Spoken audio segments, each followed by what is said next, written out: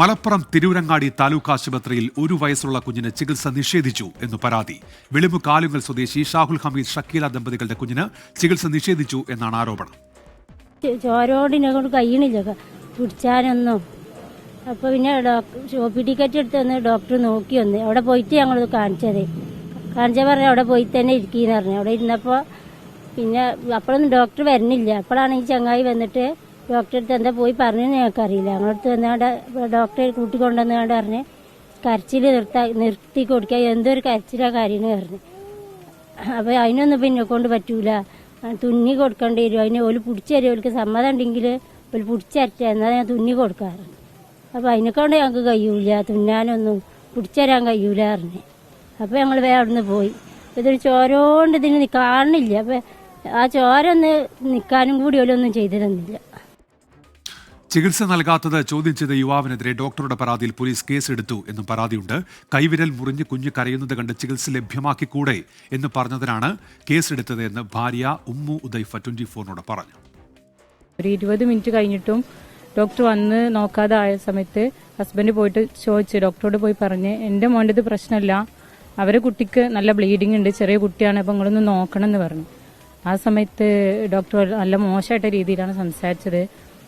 ഇവരെടുത്ത് വന്നിട്ട് പറഞ്ഞ് ഞാനിത് പച്ചക്ക് തുന്നും അങ്ങനെയൊക്കെ പറഞ്ഞിട്ട് വളരെ മോശമായിട്ട രീതിയിലാണ് സംസാരിച്ചത്.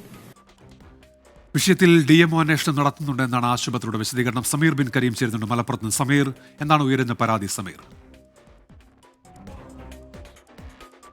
ഉന്മേഷ്, തിരൂരങ്ങാടി താലൂക്ക് ആശുപത്രിക്കെതിരെയാണ് ഇപ്പോൾ നിലവിൽ ഈ ഗുരുതരമായ പരാതി ഉയർന്നിരിക്കുന്നത്. ജനുവരി 8-ാം തീയതി രാത്രി 8:50 കൂടിയാണ് വെളിമുക്ക് സ്വദേശി ഷാഹുൽ ഹമീദ് ഷക്കീല ദമ്പതികൾ അവരുടെ 1.5 വയസ്സ് പ്രായമുള്ള മുഹമ്മദ് ഷെഫീനുമായി ഈ താലൂക്ക് ആശുപത്രിയിൽ എത്തുന്നത്.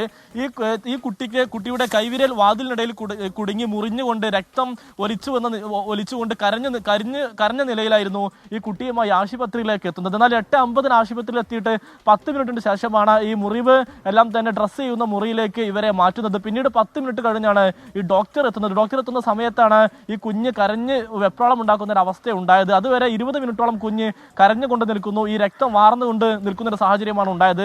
ആ സമയത്ത് ഡോക്ടർ പറഞ്ഞത്, ഈ കുഞ്ഞിനെ താങ്കൾ പിടിച്ച് വെക്കുകയാണെങ്കിൽ മാത്രം നൽകുകയാണെങ്കിൽ മാത്രം ഈ കുഞ്ഞിന്റെ കൈ തുന്നി നൽകാം. അതോടൊപ്പം തന്നെ ഇവിടെ കുഞ്ഞിനെ പിടിച്ചു വെക്കാൻ ആളില്ല, അതോടൊപ്പം തന്നെ സെഡേഷൻ നൽകാനും തന്നെ ആളില്ല. അതുകൊണ്ട് അങ്ങനെയാണെങ്കിൽ മാത്രം നൽകാമെന്നായിരുന്നു നിലപാട്. അല്ലെങ്കിൽ മറ്റെവിടെയെങ്കിലും കൊണ്ടുപോയിക്കോളൂ എന്നുള്ള നിലപാടെടുത്തു എന്നുള്ളതാണ് നിലവിൽ ഈ മാതാപിതാക്കൾ പറയുന്നത്. അങ്ങനെ 20 മിനിറ്റോളം കുഞ്ഞ് ആശുപത്രിയിൽ നിന്നുകൊണ്ട് തന്നെ കരയുകയും ഈ കുഞ്ഞിന് രക്തം വരികയും ചെയ്തു. അതിന് പിന്നാലെയാണ് ആശുപത്രിയിൽ നിന്ന് മാറ്റിയത്.